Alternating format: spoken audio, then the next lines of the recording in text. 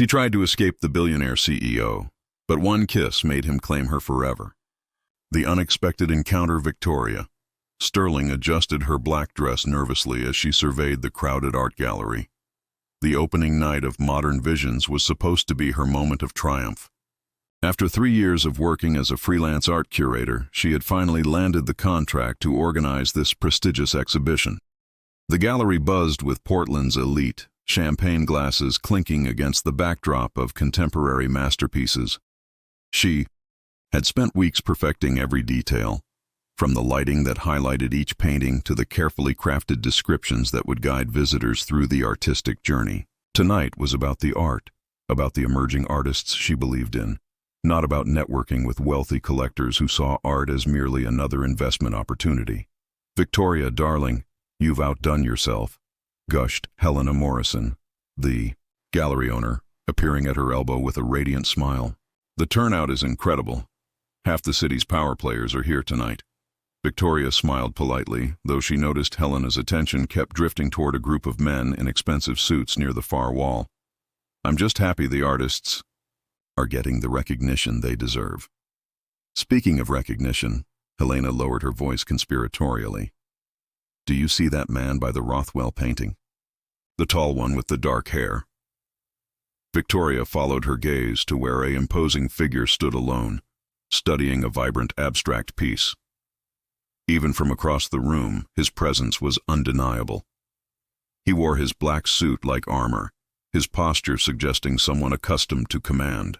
His dark hair was perfectly styled, and there was something about the way he moved, deliberate and controlled, that set him apart from the other guests. "That's Damien Cross," Helena whispered with barely contained excitement. "CEO of Cross Technologies. They say he's worth more than most small countries. He never comes to art events, but here he is at our little gallery." Victoria felt a chill run down her spine. She had heard of Damien Cross, of course. His tech company had revolutionized digital security systems, making him one of the youngest billionaires in the country. The business magazines painted him as brilliant but ruthless, a man who built his empire by crushing competitors and never backing down from a fight. "Why is he here?" Victoria asked, though she wasn't sure she wanted to know the answer. Helena's eyes gleamed. "Word is he's looking to expand his art collection. Can you imagine? One purchase from him could make these artists' careers overnight." Victoria watched as Damien moved from painting to painting, his expression unreadable. Unlike other guests who socialized and laughed, he seemed genuinely focused on the artwork, taking time with each piece. There was something almost solitary about him, as if he existed in his own sphere separate from everyone else. "You should introduce yourself," Helena suggested.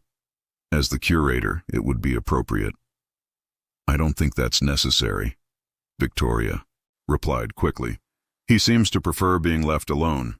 The truth was, something about Damien Cross unsettled her. She had built her career on independence, on proving she could succeed without relying on wealthy benefactors or playing political games. Men like him represented everything she had worked to avoid, the kind of power that could make or break careers with a single decision. She tried to focus on other guests, engaging with collectors and art enthusiasts who had genuine appreciation for the work on display. But throughout the evening, she found her attention drawn back to the mysterious billionaire. He moved through the gallery like a predator, silent and calculating, studying each piece with an intensity that suggested he saw something others missed. Victoria was explaining the symbolism in a particularly complex sculpture to an elderly couple when she felt someone watching her. She glanced up to find Damien Cross standing just a few feet away, his dark eyes fixed on her with unmistakable interest. The couple she had been speaking with noticed her distraction and turned to see what had captured her attention. "Oh my," the woman whispered, recognizing him immediately. Victoria felt heat rise in her cheeks as Damien approached. Up close, he was even more imposing than she had imagined. He was tall, probably 6'3", with broad shoulders that filled out his suit perfectly. His face was all sharp angles and strong lines from his defined jawline to his straight nose. But it was his eyes that held her captive, dark brown and penetrating, as if they could see straight through any pretense. "Excuse me," he said, his voice deep and smooth. "Are you the curator?" The elderly couple melted away, suddenly finding urgent need to examine a painting across the room. Victoria was left alone with the man who commanded attention simply by existing. "Yes, I'm Victoria Sterling," she managed, extending her hand professionally. His handshake was firm and warm, lasting just a moment longer than necessary. "Damien Cross, I'm impressed with the exhibition. You have excellent taste." "Thank you. Though the credit belongs to the artists, I simply provided the platform." Something flickered in his expression, surprise perhaps. "Modest. That's refreshing." In this crowd, Victoria bristled slightly at what felt like condescension. "I believe in letting the work speak for itself rather than taking credit that isn't mine. And yet, without your vision, these pieces would still be sitting in studios, unseen by the people who might appreciate them." He gestured toward the Rothwell painting he had been studying earlier. "That piece, for instance. The way you've positioned it, with the lighting from above and the space to breathe around it, it transforms the viewing experience entirely." Despite herself, Victoria was surprised by his insight. Most collectors focused on market value or prestige, but Damien seemed to genuinely understand the curatorial process.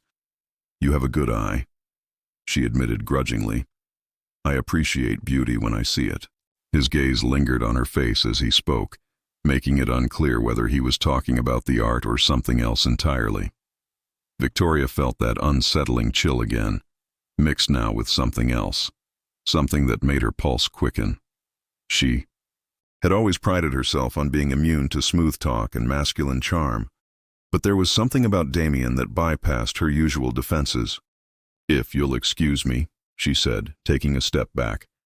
"I should check on the other guests." But as she tried to move past him, he gently caught her arm. His touch was light, barely there, but it sent electricity through her entire body. "Wait," he said. "I was hoping we could talk more, about the exhibition, about your work. I'm sure you're very busy, Mr. Cross. A man in your position must have more important things to do than discuss art with a small-time curator." Something hardened in his expression. "You don't know anything about my position, Miss Sterling, or what I consider important." The intensity in his voice made Victoria realize she had struck a nerve. She had meant to put distance between them, to remind herself why getting involved with someone like him was a bad idea. Instead, she seemed to have challenged him, and from what she knew about Damien Cross, he didn't back down from challenges. "You're right," she said carefully. "I apologize. I shouldn't have made assumptions." The tension between them eased slightly, but didn't disappear entirely. If anything, the air seemed charged with a different kind of energy, something that made Victoria acutely aware of how close they were standing, how his expensive cologne mixed with something that was uniquely him. "Have dinner with me," he said. Suddenly, Victoria blinked, caught off guard by the abrupt invitation. "I beg your pardon?" "Dinner, tomorrow night. I want to learn more about your perspective on art, on what drives someone to dedicate their life to promoting other people's creativity." "Mr. Cross, I don't think that would be appropriate. Our professional relationship, if we have one at all, should remain just that." "What professional relationship?" His lips curved into something that might have been a smile. "I haven't bought anything yet." Victoria found herself fighting back a laugh despite her better judgment. "That's not exactly reassuring." "One dinner, Miss Sterling. I promise to behave like a perfect gentleman." There was something in his tone that suggested being a perfect gentleman might not be entirely in his nature, which should have been warning. Enough for Victoria to refuse. Instead, she found herself wavering, drawn by curiosity about this complex man who could discuss artistic lighting techniques one moment and make her pulse race the next. Before she could respond, Helena appeared, at her elbow again, practically vibrating with excitement. "Victoria, I hate to interrupt, but Channel 12 wants to do a quick interview about the exhibition. They're setting up by the main entrance." Victoria felt a surge of relief at the interruption. "Of course, if you'll excuse me, Mr. Cross." She started to move away, but his voice stopped her. "I'm not giving up that easily, Miss Sterling." She turned back to find him watching her with that same predatory intensity that had unsettled her all evening. "I rarely want something I can't have." The words sent a shiver through Victoria that had nothing to do with the gallery's air conditioning. As Helena led her toward the waiting news crew, she could feel Damien's eyes following her, and she had the distinct impression that her carefully ordered life was about to become much more complicated. The interview went smoothly, with Victoria discussing the featured artists and the importance of supporting emerging talent. But even as she spoke passionately about the work she loved, part of her attention remained fixed on the dark figure. Moving through her gallery, a man who had somehow managed to shake her composure in the span of a single conversation.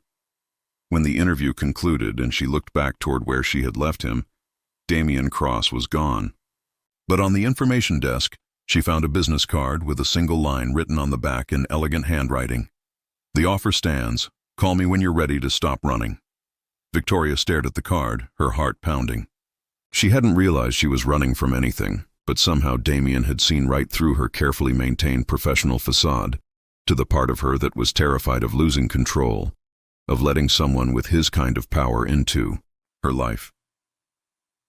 As the evening wound down and the last guests filtered out of the gallery, Victoria stood surrounded by the art she had fought to showcase, the card still clutched in her hand.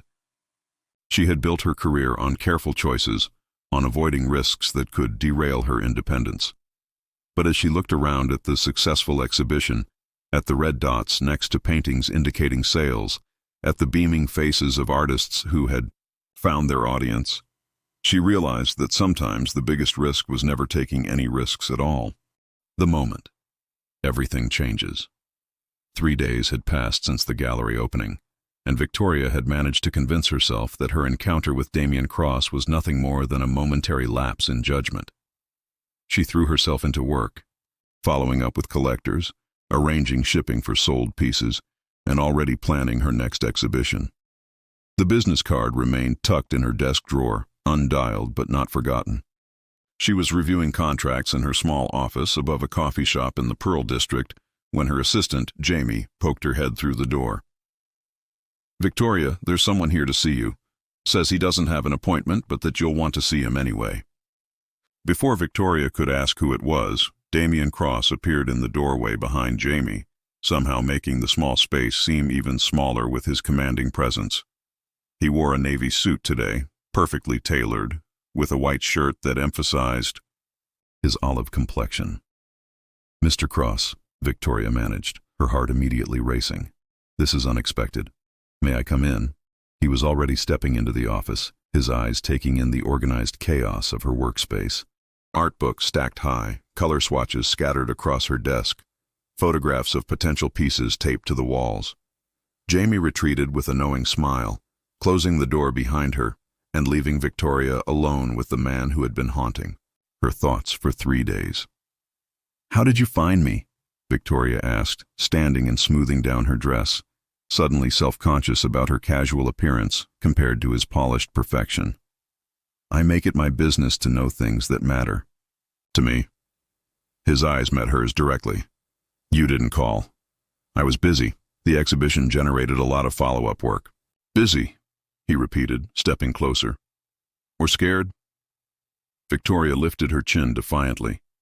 "I don't scare easily, Mr. Cross."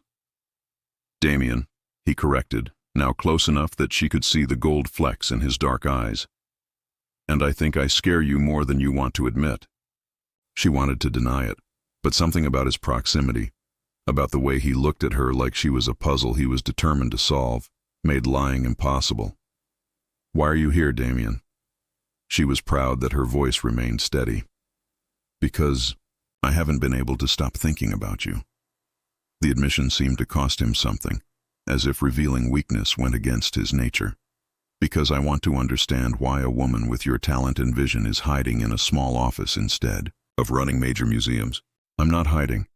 I choose to work independently because it allows me to support artists who might otherwise be overlooked."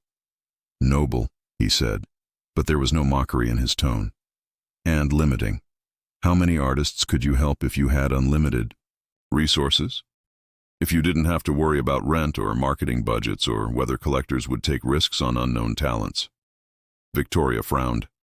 "Is this some kind of business proposition?" "Maybe. Or maybe I'm trying to figure out if you're as idealistic as you seem, or if there's something else driving you to reject opportunities that could advance your career. Such as dinner with you? Such as dinner with me, he agreed, moving even closer. Or accepting funding that could transform your ability to help the artists you care about. Or admitting that not everyone with money is the enemy. Victoria felt her back hit the edge of her desk as he approached. I never said you were the enemy. No, but you've decided I'm dangerous. His hand came up to rest on the desk beside her, effectively trapping her without actually touching her. And maybe you're right. The space between them hummed with tension. Victoria could smell his cologne again, could see the slight shadow along his jawline that suggested he had started his day very early. Up close, she noticed a small scar above his left eyebrow, a tiny flaw that somehow made his perfection more human. Why me? She whispered, genuinely puzzled. You could have any woman you want, socialites, models, actresses. Why are you pursuing someone who clearly wants nothing to do with your world? Something shifted in his expression, vulnerability flickering behind the controlled facade. Because you're the first person in years who's looked at me and seen something worth challenging rather than something worth using. Because you argue with me instead of agreeing with everything I say. Because you built something beautiful with your own hands and your own vision, and you did it without compromising who you are. Victoria felt her resolve weakening. There was sincerity in his voice that she hadn't expected, a depth that the business magazines never captured. Damien, I can't. People like us, we exist in different worlds. What you're suggesting, it's not realistic. What am I suggesting? He asked softly. I don't know, she admitted, confusion evident in her voice. That's what scares me. I don't know what you want from me. I want everything, he said simply. I want to know what makes you laugh, what keeps you awake at night, what dreams you've given up on and which ones still drive you. I want to understand how you see the world, how you find beauty in unexpected places. I want to protect your independence while giving you the tools to achieve everything you've ever imagined. Victoria stared at him, overwhelmed by the intensity of his words. That's impossible. You can't have everything. I've built an empire by refusing to accept impossible, he replied. And I've never wanted anything as much as I want you. Before she could protest, before she could list all the rational reasons why this was a terrible idea, Damien cupped her face in his hands. His touch was gentle but certain, his thumbs tracing along her cheekbones as he studied her features like he was memorizing them. Tell me no, he said quietly. Tell me to leave, and I will. Tell me you feel nothing, and I'll never bother you again. Victoria opened her mouth to say exactly that, to send him away and return to her safe, predictable life. But the words wouldn't come. Instead, she found herself leaning into his touch, her eyes fluttering closed as he leaned down toward her. The kiss was nothing like she had expected. Instead of demanding or conquering, it was reverent, almost questioning. His lips moved against hers slowly, carefully, as if he was afraid she might disappear if he pushed too hard. Victoria felt herself melting into him, her hands coming up to grip his jacket as every rational thought fled her mind. When they finally broke apart, both breathing heavily, Damien rested his forehead against hers. Victoria, he whispered, and her name on his lips sounded like a prayer. She looked up into his eyes and saw her own confusion reflected back at her, along with something else, something that looked remarkably like hope. This is crazy, she managed. The best things usually are, he replied, his thumb still tracing patterns on her cheek. Victoria knew she was standing at a crossroads, that her next words would determine the direction of her life. She could step back, rebuild her walls, return to the safety of her controlled existence. Or she could take a leap of faith with a man who terrified and fascinated her in equal measure. One dinner, she heard herself saying. But I choose the place, and we split the check. Damien's smile transformed his entire face, making him look younger and less intimidating. Deal, though I reserve the right to fight you on the check. You can try, Victoria said, surprised to find herself smiling back. As he prepared to leave, Damien paused at the door. Victoria, for what it's worth, I think your world is far more interesting than mine. I'm hoping you'll let me visit it more often. After he was gone, Victoria sank into her chair, her fingers touching her lips where she could still feel the memory of his kiss. She had spent years building walls to protect her independence, her dreams, her heart. In the span of one conversation and one perfect kiss, Damien Cross had found every crack in her defenses.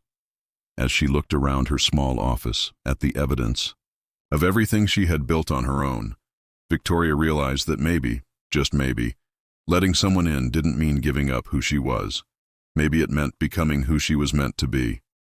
The business card was still in her drawer, but now it represented possibility rather than threat.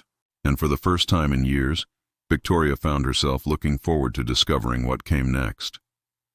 3 hours later, her phone buzzed with a text from an unknown number. "I know a place that serves the best risotto in the city, but I'll let you pick anyway. Tonight at 7? Victoria stared at the message, her heart racing again. With trembling fingers, she typed back, "Make it 8. I need time to figure out what to wear to dinner with a billionaire." His response came immediately. "Wear whatever makes you feel like yourself. That's the woman I want to have dinner with." As Victoria set down her phone and tried to return to work, she knew that her carefully ordered life had just become infinitely more complicated. But for the first time since she could remember, complicated felt like an adventure rather than a threat. The kiss had changed everything, just as he had promised it would. And despite all her fears about losing herself in his world, Victoria found herself curious to discover what they might build together. After all, the most beautiful art came from the marriage of different elements, the unexpected combination of colors and textures that shouldn't work, but somehow created magic. Maybe, she thought as she touched her lips one more time, maybe they could create their own kind of magic.